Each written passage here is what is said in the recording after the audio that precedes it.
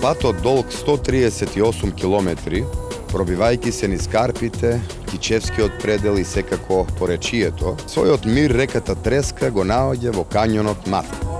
Намерата ми е да ги посетам сите цркви и светилишта, да скокнам до Врело, да пием кафе во планинарскиот дом, да го посетам ловиштето.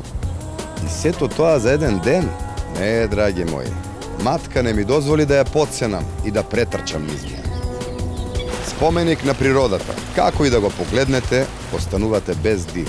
Ова величенствено дело на природата, со висина на кањонот од 1000 метри, е создадено со вертикална ерозија на реката Треска во текот на долгата геолошка историја. Легенда. Бојана била прекрасна господарка на Марков град над селото Матка. Во неа се влюбил некој турчин. Откако го одбила, тој решил насила да ја земе. Храброст противставувајќи се убила 70 турци. Кога видела дека и нема спас, скокнала од карпата на градот во реката Треска. Турците потоа го разрушиле градот. Ова е манастирот Света Богородица, кој е познат и како манастир Матка. Бил матичен манастир за повеќе цркви, манастири и монашки братства, што се наоѓале во овој дел од теснецот на реката. Денес жив женски манастир, каде што сестринството неуморно изработува свештенички одежди за целиот православен свет.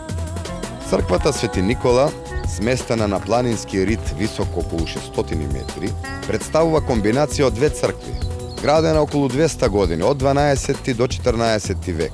Се наоѓа во близината на средновековното село Нир.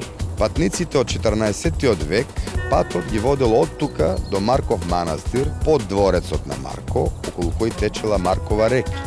Легендата вели дека по Косовската трагедија, кралот Марко, на местото каде што е убиен неговиот брат Андреа, подигнал црква, а за никој да не го вознемирува во неговиот покој, ја свртел Треска да тече по некогашниот пат. Така црквата и гробот на својот брат сосема ги издвоил од светот.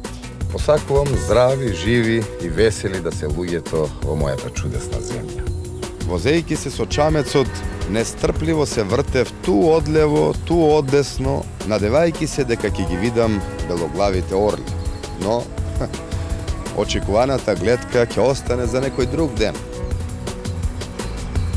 По 30 минути пловидба стигнавме до Врело, мистично убава подводна пештера, за која ќе речам само Господ знае колку е длабока.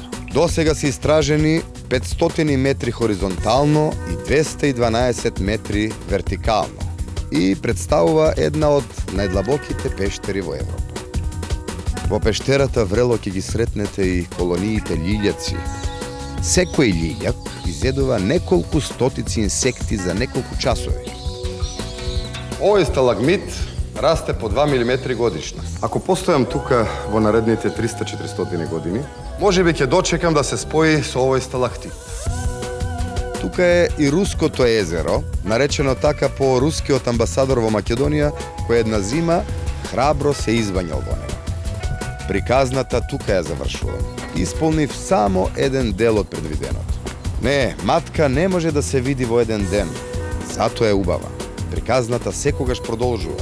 А дали знаете дека во кањонот Матка е зачувано извонредно богатство на автохтона флора и фауна, со примероци кои од целата планета ги има само овде. И затоа, сетете се на Матка кога покрај вас ќе прелета пеперутка.